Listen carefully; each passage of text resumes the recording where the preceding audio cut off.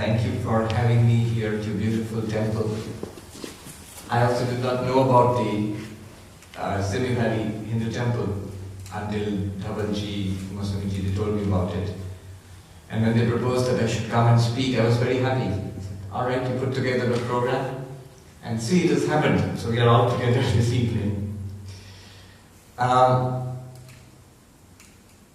When I think about our religion, what you see here is the most ancient living religion on earth today.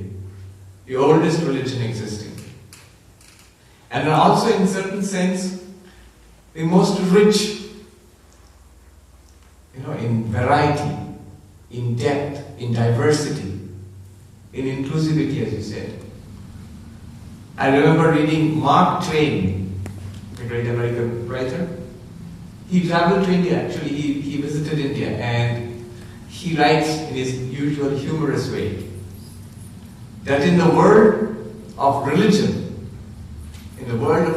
there is only one multimillionaire, and that is India.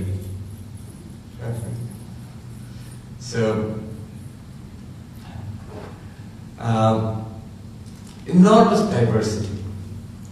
Can you hear me at the back? Yes. Clear? When I speak to different audiences sometimes, once I was speaking to a group of American college kids just a few weeks ago, and I wanted to give them an impression about the sheer diversity in Hinduism.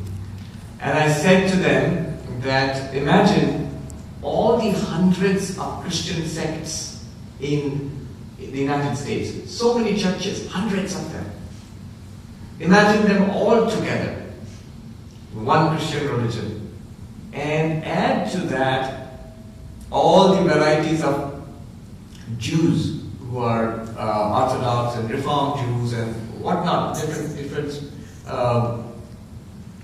schools of Judaism. And to that you add Islam, Sunnis and Shias and Ahmadiyas and so on, all of that.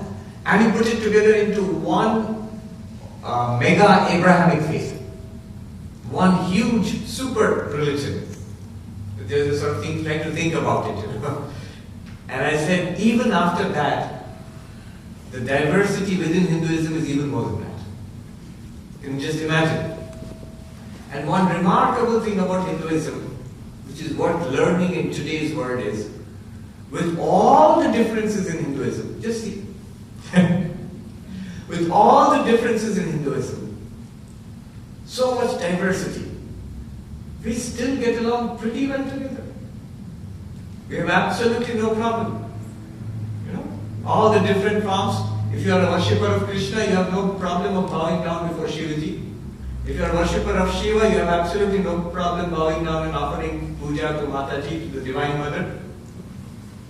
And so all the different forms of Hinduism, this entire huge spectrum, it is equally acceptable to everybody. We have our own special tradition, each of us. But we also have full respect, not just tolerance, actual respect and devotion to all the other forms as well. I was telling Dhavalji when we pulled up into the driveway here, that this was a church which was converted into a temple, and you see that the cross is still up there. So for the Hindu, there's no problem. What's wrong with it? Absolutely no problem. There's a symbol, a holy symbol, more the merrier, welcome. Now that is something worth learning, especially in today's world, where the slightest difference becomes a cause for exclusion, for persecution, for hatred and dislike. I am right and you are wrong. That kind of thinking was never there in India. The reason why that kind of thinking was never there in India, have you ever thought about it? It is so common because the heritage that we share, the country we come from, it is so common there we never think about it. And we never think how rare it is. It is quite remarkable in the eyes of the rest of the world. I remember reading a book called Evolution of God by Robert Wright. And he speaks about how the religions of the Abrahamic religions, Christianity, Judaism, Islam, they have evolved. And the last chapter, there's nothing about Hinduism there, but the last chapter about the possibility of peace between the different Abrahamic faiths. So much violence is there. So he says, how can there be peace? And he says that there is one case in which there is so much diversity and yet complete peace was there. That is ancient India. Hindu religion in India, the diversity within all these different forms of Hinduism, peace was maintained by one formula. What is that formula? In the Vedas, in the Rig Veda, you find this. Ekam sat vipra bahuda vadanti. The truth is one, and the wise speak of it differently. This idea, most Indians, they don't even know this. Some of them know it, some of them don't. But it has been internalized by all Hindus, by most Indians. It has been internalized. Though we may not know the Sanskrit original, but over the centuries, this has become a part of the culture. In every village, you will find different temples. In every community, every locality in an Indian city, you will find different temples, different images of God, different forms of worship. This is perfectly all right. Ekam sat vipra bahuda vadanti. So this is something from the Vedas, which has proved to be an enormous boon to the whole of Hinduism and for India. And this Robert Wright, he says, unless some such formula is adopted, I don't see any prospect for peace in the world, for the peace between different religions. That some such understanding should be there. That's the book, Evolution of God, Robert Wright. I remember once a rabbi, a Jewish rabbi, obviously Jewish, rabbi was visiting Belur Math, our main monastery, and I was given the task of showing him around. And he was saying that you have so much talk about the harmony of religions, especially Sri Ramakrishna. He used to say, Jato Man Tato Pat in Bengali, which means, more or less any Indian can understand, as many faiths, so many paths to God. They're all paths to God, all are true, all are correct. But the rabbi said, I don't see, when I come to India, I don't see interfaith meetings and seminars and workshops and books, scholars discussing how to establish harmony between religions. Nothing is there, I don't see that. I said, we don't need it, that's why it's not there. That kind of interfaith harmony is inherent, is inculcated in every Indian. You go to any community, all over the country, in any village, you'll find it. So the interfaith harmony is there. That's one part of the diversity of Hinduism. You see, the core scriptures of our religion are the Vedas. And in the Vedas, specifically, the Upanishads. The Upanishads taken together, they are texts which you find in the Vedas. Taken together, the Upanishads are called Vedanta. You hear the term Vedanta. You're not particularly concerned. You might think, Vedanta kya hai? What is this Vedanta? But in Hinduism, you're all the time living Vedanta. How? If you actually look at all of this is actually rooted in Vedanta. We don't know it. We come and we offer puja, we sing bhajans, we pray here and we go back. But how this is rooted in Vedanta? What is Vedanta? What is the core of our religion? Hindus normally don't ask. Because in India, the atmosphere is such, you sort of sink into it and you follow. It's only when you come to America and your children grow up and then they ask you, why should we go to the Hindu temple? They say, parents keep dragging us to the Hindu temple and we don't think it's cool. It's all these weird gods and goddesses. And if you ask the parents, my father or mother, they have no idea what it means. Unfortunately, because you've never asked the question, what it means, what is it all about? So the answers are found in Vedanta. The Upanishads, they give us the answer. What does the Vedanta say? What do the Upanishads say? One way of approaching is a very beautiful mantra from the Upanishads, which was Swami Vivekananda's favorite. He used to recite it when he came to America. We all know Swami Vivekananda brought Hinduism to America. 1893 World Parliament of Religions. He represented Hinduism for the first time. Hinduism, all the diversity, but it was more or less limited to India. It was more or less an ethnic religion in India. Of course, in ancient times it had spread in Southeast Asia and many parts of Asia. And through its, we can say its child, Buddhism. Somebody said Buddhism is a rebel child of Hinduism. So through its child it has spread all over the world. Buddhism has spread all over the world. So, but for the first time in our modern age, there's a feedback. So in the modern age, for the first time, it was brought to the West and to the world by Swami Vivekananda. And he spoke about Vedanta here. And the mantra he was fond of is this one. Om Shrinvantu Vishve Amritasya Putraha Aye Dhamani Divyani Dastu Vedaham Purusham Mahantam Aditya Varnam Tamasat Parastat Tameva Viditva Ati Mrityu Vedi Nanya Pantha Vidyate Ayanaya. What does it mean? Shrinvantu Vishve Amitasya Putra. Listen, ye children of immortal bliss. He addresses us all, whoever it was. We don't know which rishi, at what time they gave forth this mantra. Certainly, if it's in the Upanishads, it must be 50 or 60 centuries ago, 5,000-6,000 years ago. Listen, ye children of immortal bliss. Even the gods in heavens, if there are gods in heavens, you also listen. I've got something to tell you which you do not understand. What is that? Vedaham Purusham Mahantam. I have realized that infinite reality. There is some infinite reality which I have realized. Very good. Suppose such a thing is there. What is it like? Aditya Varnam. Blazing forth like the sun. Aditya, the sun. Aditya Varnam. Blazing forth like the sun. Not with the material light like the sun, but with the light of consciousness. There is some such infinite reality which is blazing forth with the light of consciousness. Tamasah Parastha, forever beyond darkness. Forever beyond darkness. Darkness of what? Darkness of suffering, of sorrow, of limitation, of death, under which we all live. There is something beyond this. Very good. Suppose something is there, what good does it do me? We'll say, Humko kya payega? What good does it do me? Tameva viditva ati mrityumeti. Realizing that one goes beyond death. One transcends death. There is that infinite reality. If you realize that, if you know it, if you find it, if it becomes a living reality in your life, you go beyond death. Mortal man becomes immortal. From the land of sorrow, you are transported into bliss. That is the benefit.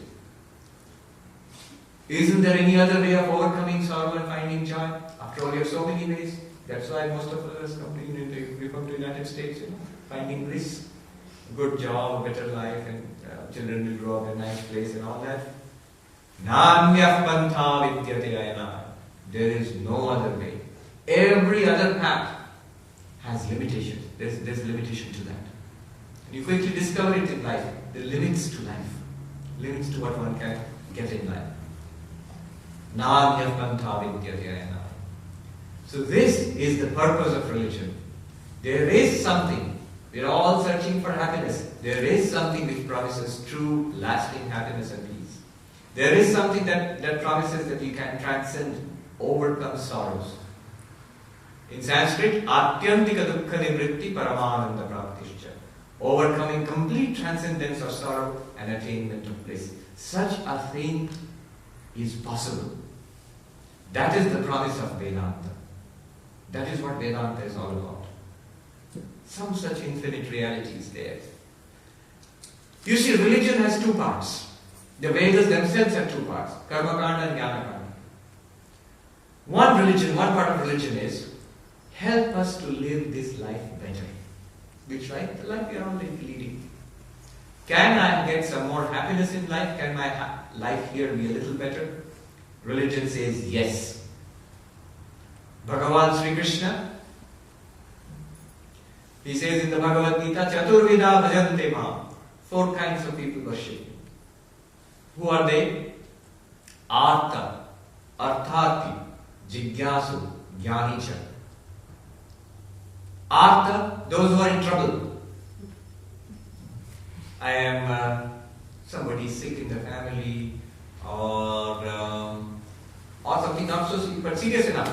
Son is not getting admitted into college or something like that, or whatever. Some problem, some kind of crisis in life, in day-to-day life. Business is not doing well, financial problem, relationship problem, health problem. And you pray to God that please rescue me. I remember as a kid, something, I don't know, you don't have it here. Home tutoring system, sometimes home tutoring in the sense that some tutor used to come to our house to. So a little boy, a teacher used to come to my house to teach me, especially Sanskrit. And I remember I would never do the homework. And I would just, the day he's supposed to come, I would pray to God, let him not come today. Next time I will do the homework. Artha, in distress, problem of life. And that teacher, he had a bicycle, he would come in a bicycle, and the bicycle had a creaky chain, and a creaky sound, creak sound would come. And I'm praying fervently to God, let him not come today, and surely do the homework next time. And then I hear the creak sound, and he has come. God doesn't listen to prayers. Artha, they are in trouble. The other kind of person who asks is not in trouble. It's not in trouble, no serious problem, but wants something in life. Something better in life. So maybe somebody who wants son or daughter should get married, or somebody who wants I should get through my examinations, or something like that, or something. Win the lottery. No problem as such, but I want something. In California, there was some big lottery recently. Yeah. So so they want to pray to God. In India, it's a big problem for sadhus. There are places where rural people, simple people, especially in North India, Punjab and also UP, they think one thing that sadhus know is, "Haath dekh dijiye Mahatmaji. Look at my hand and tell me the future." Even worse, one sadhu told me, he was going to Vrindavan, and on the way from Mathura, the sadhus walked. They walked there. One gentleman, he came and offered him food, bhiksha. And then he said, "Mahatmaji, number bata dijiye, tell me a number." And this Swami thought, "Number? What do you mean number?" "Lottery number, lottery ticket number." His firm belief is, if Mahatmaji, if the Swami tells me a number, that number will, they say in Hindi, lag jayegi. I'll buy a ticket with that number and win the lottery. Then I asked the Swami, "What did you do?" He said, "Well, what could I do?" I told him to wait. I told him, "I'm going to Vrindavan, still a little distance away, few hours, and I'll come back. You wait here, then I'll tell you." Then what did he do? He said, "Yeah, I'll wait." "What did you do?" He said, "Vrindavan gaye, 3 saal rah gaye udhar." I went to Vrindavan and I stayed there for 3 years. So, 4 kinds of people worship me. Those who are in distress, those who want something. Now there is another category, those who are not in distress, no problems in life. They don't want anything specifically also. Life is good, life is okay. But they are jigyasu. They want to know. They have questions in life. What are questions? What is the purpose of life? What happens after death? Does God exist? Can God be seen? Do I exist after death? Did I exist before this birth? What is the whole meaning of this game of life? So all of these questions, when you have these questions, most teenagers have these questions, but then they get busy with life, living life, and so they forget. But if you have these questions, you are what is called jigyasu. Jigyasu in Sanskrit, it means inquirer, spiritual inquirer, a spiritual researcher. When Narendranath, later to become Vivekananda, he went to Ramakrishna. He went around Calcutta in those days, in the 1880s, early 1880s. What was he asking? He went to the leading lights of that day, the great scholars, the Brahmo Samaj leaders, professors, lecturers in religion, what was he asking? Have you seen God? Not only God, does God exist? You can say yes, God exists and give a lot of references. Not even God, can you see God? Because then you can even say that yes, such and such person, such and such great spiritual genius saw God. But directly, have you seen God? Most rude one. Uncomfortable question. Have you seen God? When he went to Rabindranath Tagore's father, he went to Rabindranath Tagore, he went to some others, Keshav Chandra Singh also, or some others also. And he asked them, have you seen God? And nobody could say directly, confidently, yes, I've seen God. And somebody told him, you have the eyes of a yogi, you should practice spiritual disciplines. Ultimately, that question, have you seen God? And he found, we know the story, how he went to Ramakrishna Paramahamsa, and Ramakrishna Paramahamsa said, directly, yes, I have seen God, and you can see God too. That's why many years later, when he came to America, Vivekananda would often say, if somebody says, I have seen God, and you cannot see God, and you have to believe what I say, don't follow him. But if somebody says, I have seen God, and you too can, then you can believe that person. That person is an inquirer, jigyasa. Is it possible to realize God? Is it possible to see God? Why would one want to see God? You see, there is a difference between this jigyasa and the other two. These are the two kinds of religion. The person who is in problem, artha, and the person who wants something in this life, arthati, something he wants. Both of them are using spirituality and religion to make their life better.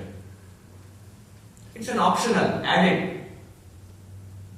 You add some religion to your life is better. You get the blessings of God, family life will go well, health will be alright, job will go well, and so on and so forth you expect. And you get the blessings of God and it's a blessed life, good life. That's one kind of religion. You call it conventional religion. But there is another kind of religion. In Veda it is called karma kanda, this one, conventional religion. India we understand it very well. Most of it is conventional religion. Huh? Puja chala, Bhagavan prasanna hoge, God will be pleased with you and bless you with both hands and your life will be alright. They are using God for a better life.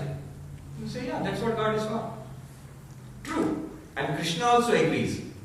Those who do that, they are also bhaktas. He says 4 kinds of bhaktas. He does not say they are bad. Okay. It's alright. At least they have faith in God. So, those who pray to God for rescuing them from trouble and those who pray to God for getting something in life, that's also alright. That's conventional religion. But there is a limitation to that. The limitation is this: even if God fulfills your prayers, which is not always, because after all, the Lord is like our father and mother. Your dad and mom never fulfilled all of your prayers. Only the ones, they had the power to fulfill what you wanted, what your demands, but only the ones they thought is good for you. So just like that, God is not a machine you push the buttons and get what you want. What you call here, vending machine, it will come out. So it's not like that. God has his own free will also. So God can give it, may not, can withhold also. But there is a limitation to this. Even if you more or less you get what you want in life, life is good. But still you will find even in that life, no permanent satisfaction is there. After some time, old age is there, disease is there, death is there. Somebody said, Swami, if you go to societies like the United States or say a place like Singapore, you don't have to go too far from India. Go to a place like Singapore, very well run, fine society. You will find what is the need for religion there. More or less society provides what you need. If you are more or less well to do, you get a good life. You really don't have to pray to God, protect me from enemies, protect me from disease. Society does that for you. It's a well-ordered, nice society. You are taken care of, and if you do your bit. Then why do you need God? And I said, it is especially in societies like this, the real need of religion, the second kind of religion becomes important. It is after that most of your desires are satisfied, all your blessings are given, then you find after getting it all also, you find It's not enough.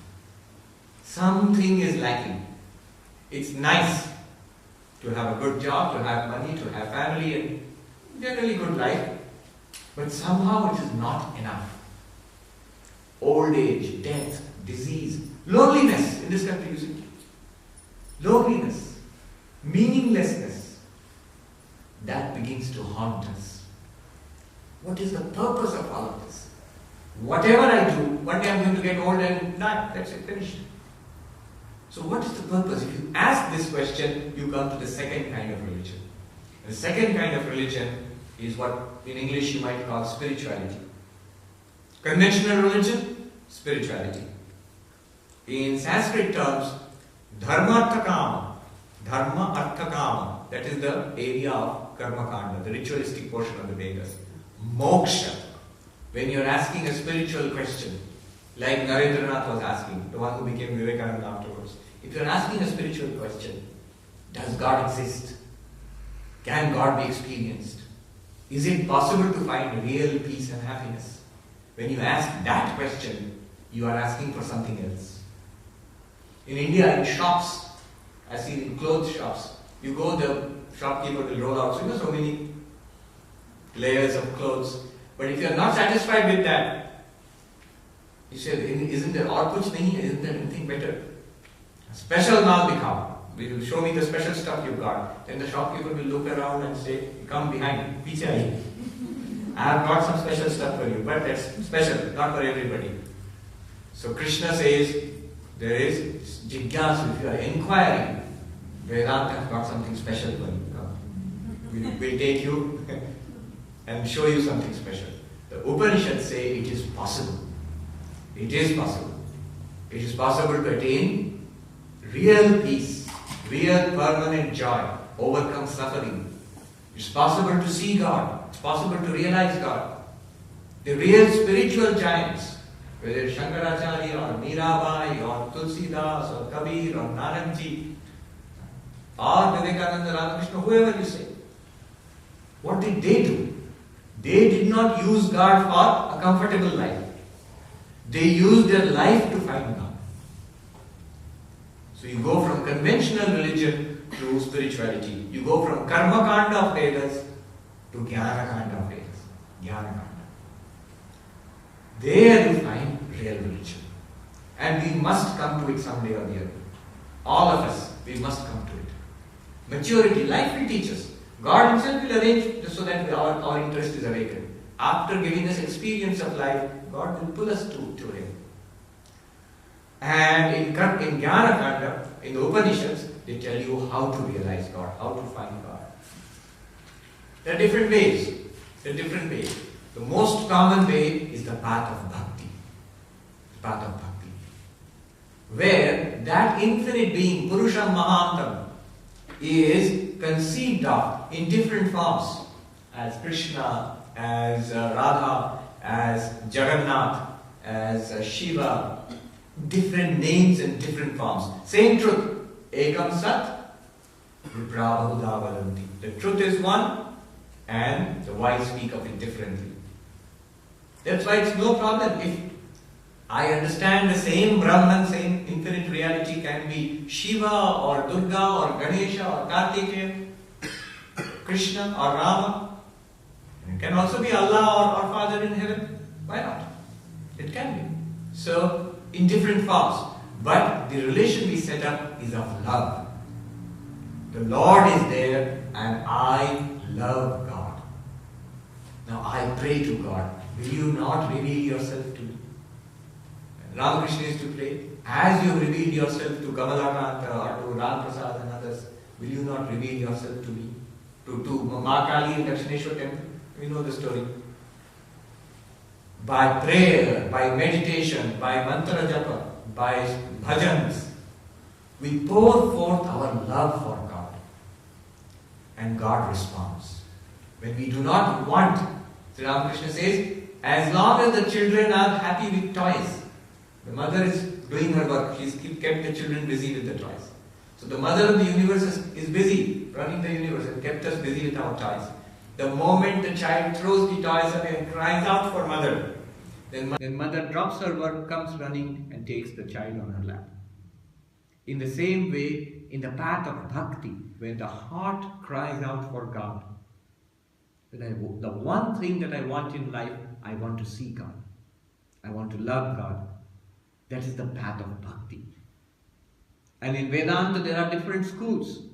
You may not know them. In many of your families, the traditions you come from, they are based on certain Vedanta schools.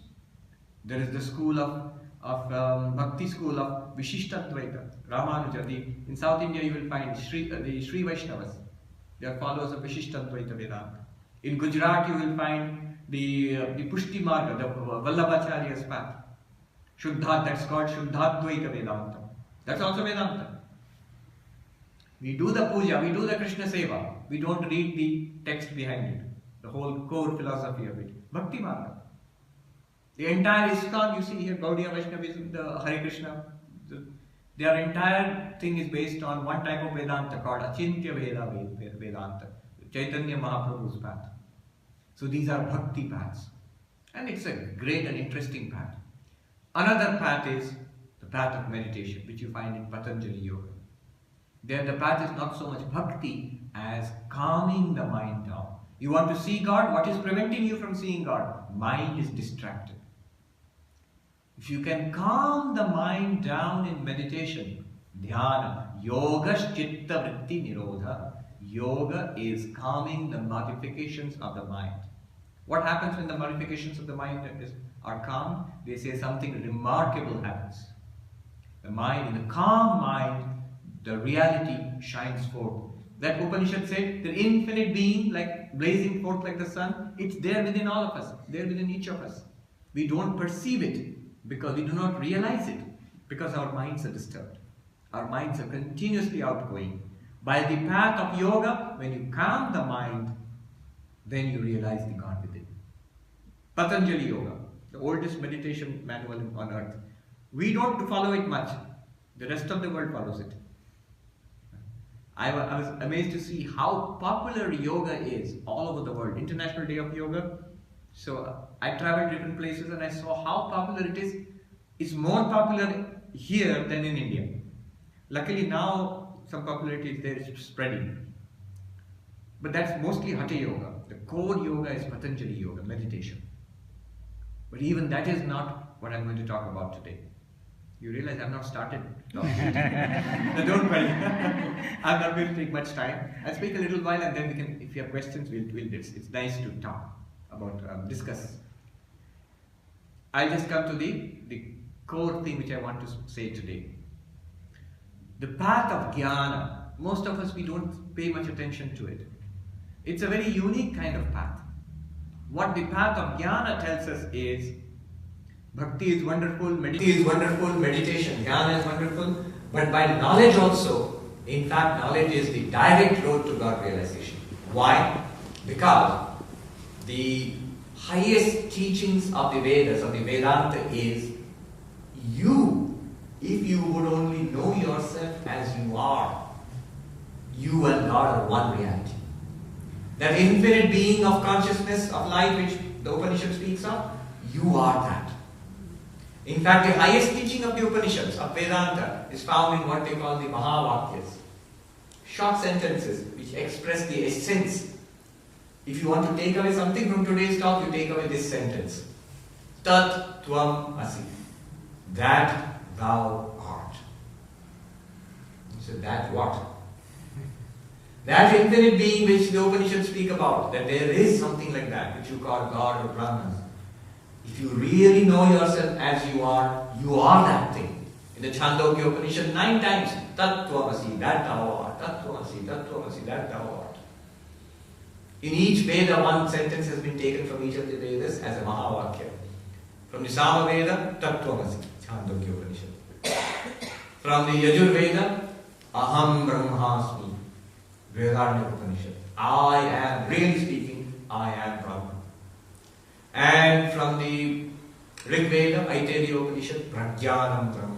This consciousness which we all feel now, I hope you are all feeling it now, consciousness, because Vedanta has a tendency to make people unconscious. When he talks to Vedanta people, And then Atharva Veda, from that in the Mandukya Upanishad you have Ayam Atma Brahma, this very self is Brahman.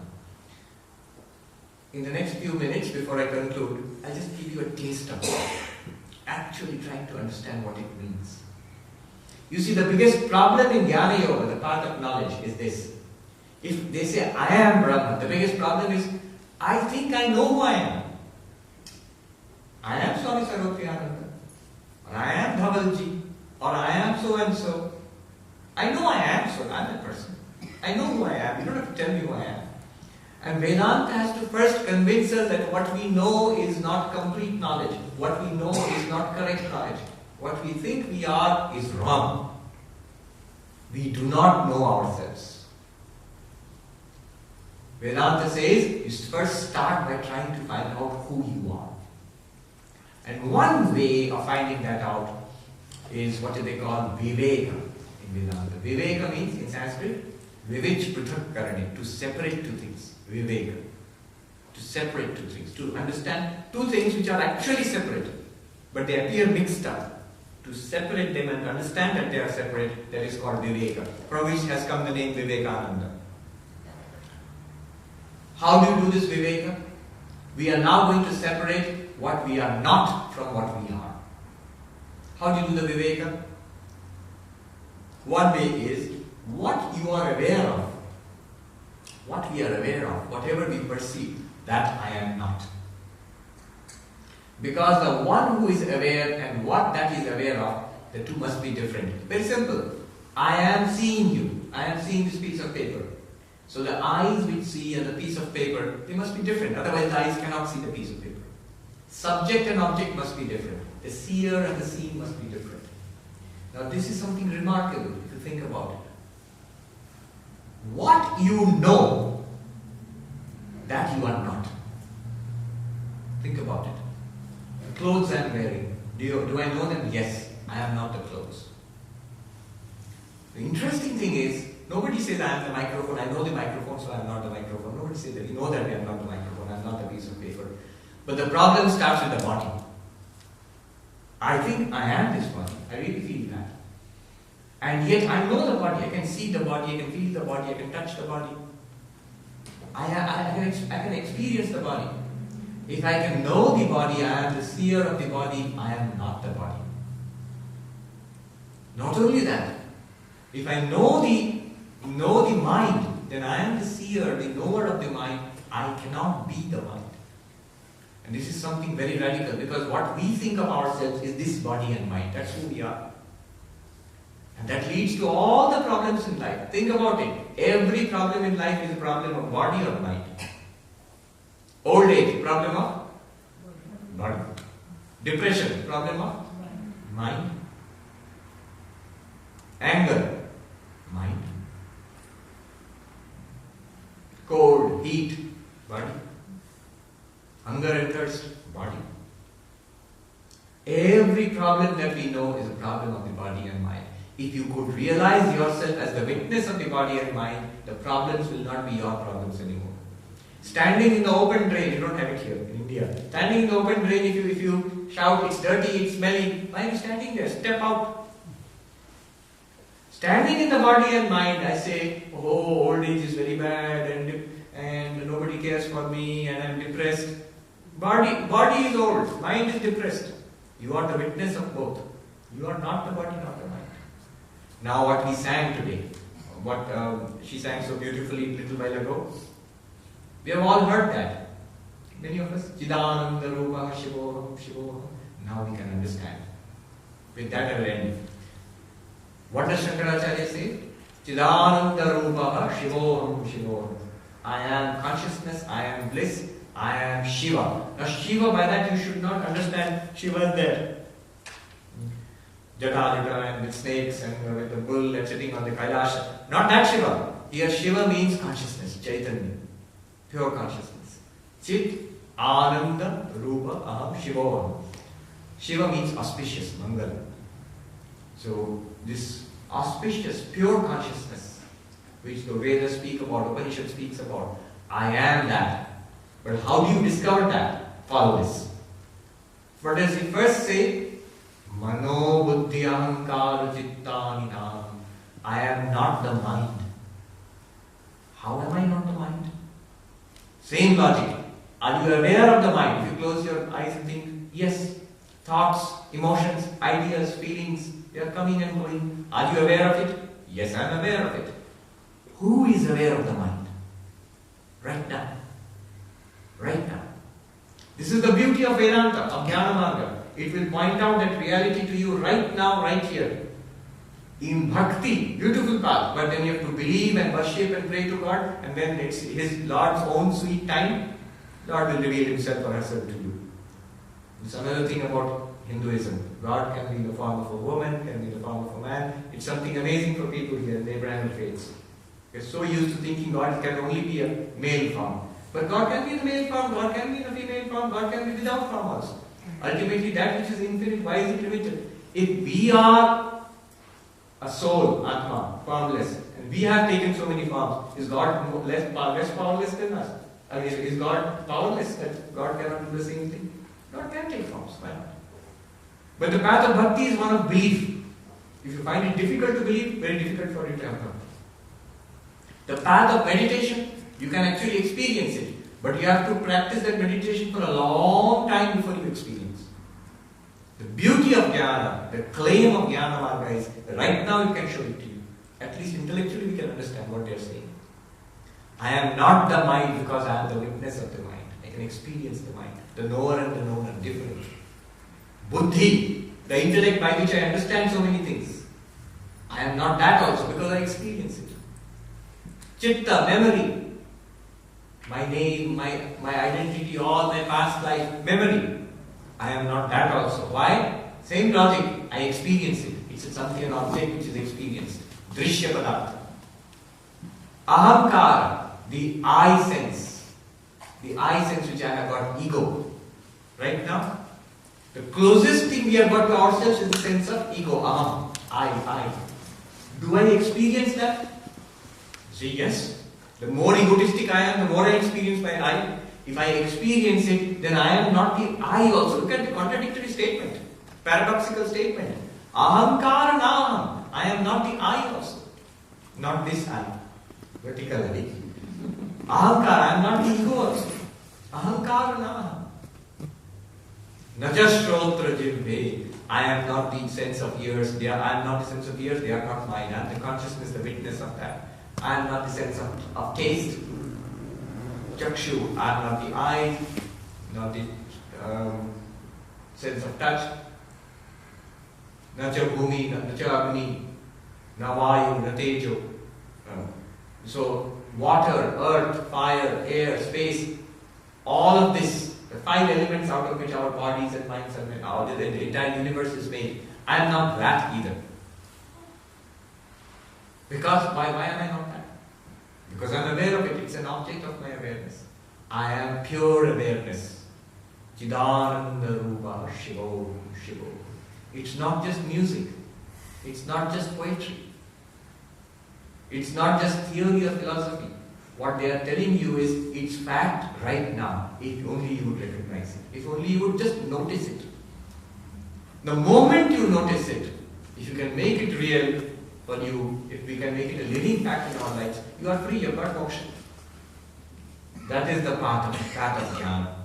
And the rest of it, what she sang so beautifully, Raja Prana Sangha. I am not even life. Life comes and goes, even when life goes away, the body dies. I am still there. I am the consciousness which watches with the departing life also of this body. Navai Panchavayu, the pranas. Na Panchakosha.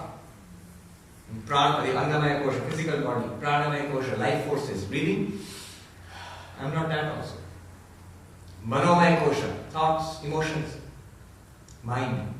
I am aware of that. I am not that also. Vijnanamaya Kosha, buddhi. I am aware of that. I am not that also. Anandamaya Kosha, the deep blankness which we experience in deep sleep. I am not that also. Panchakosha, Navai Panchakosha, 5 koshas I am not. Navakpani Padam, Nachopastapayu, the 5 karmendriyas. 5 jnanendriyas I am not, or 5 karmendriyas, the organs of action, I am not. Then who am I? Chidananda Rupa Shivoham Shivoham. And it goes on beautifully. Name Dvesharago. See, I am reading Gujarati. Name Dvesharago, Name Lobha Moho. I have no aversion. Where is aversion? I don't like that person. I hate that person. Where is it? Mind. You are aware of the mind which has got aversion. Raga. Raga here means attachment. I am on a diet, but I can't give up chocolate chip cookie. Attachment. Where is attachment? In the mind. Not in you, the witness consciousness.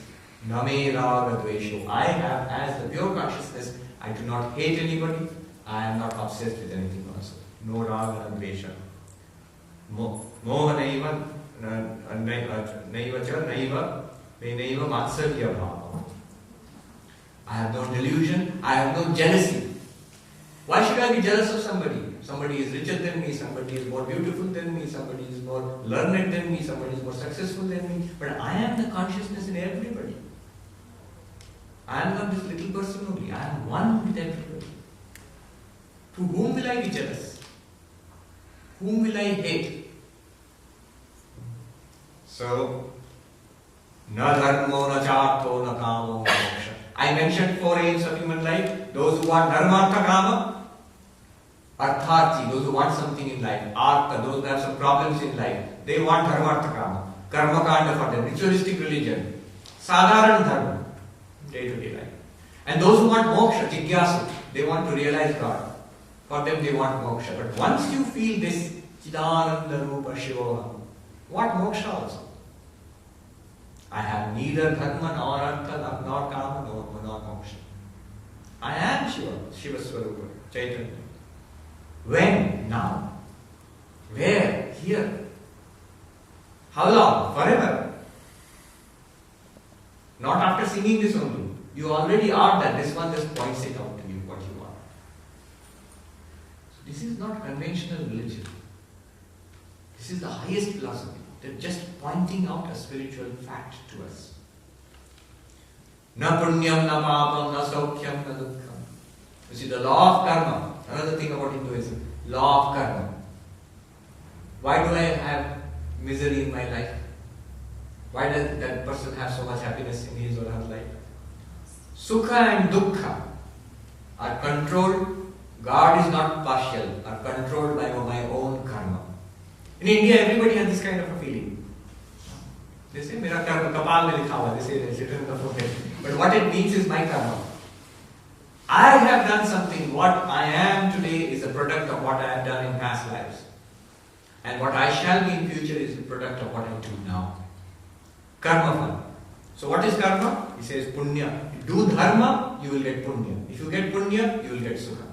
Do adharma, you will get papa. Do papa, you will get dukkha. Every dukkha that I get now is due to some papa I have committed because I have done some adharma sometime.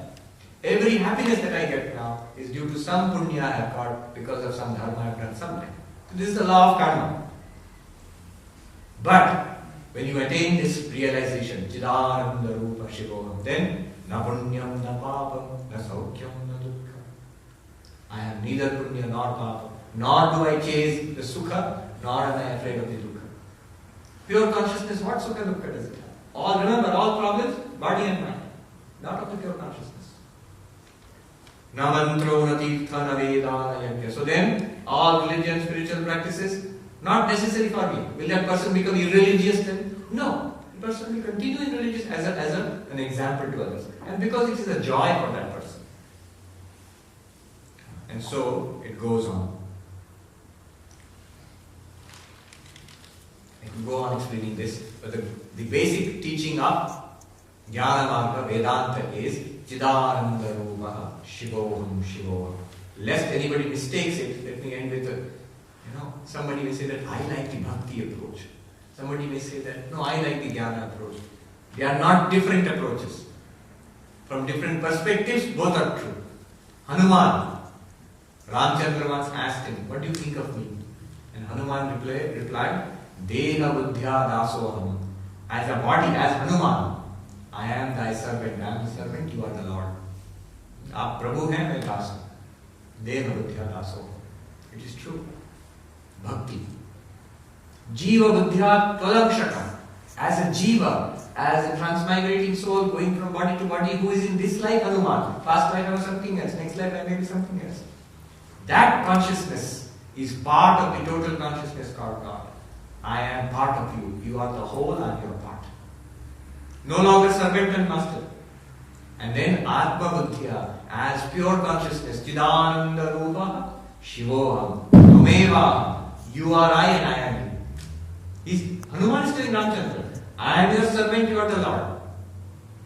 And he is saying, you are the whole, I am your part. And he is saying, you are I am you. Which is correct? He says, Iti me nishchitavati. All are correct. This is my conclusion.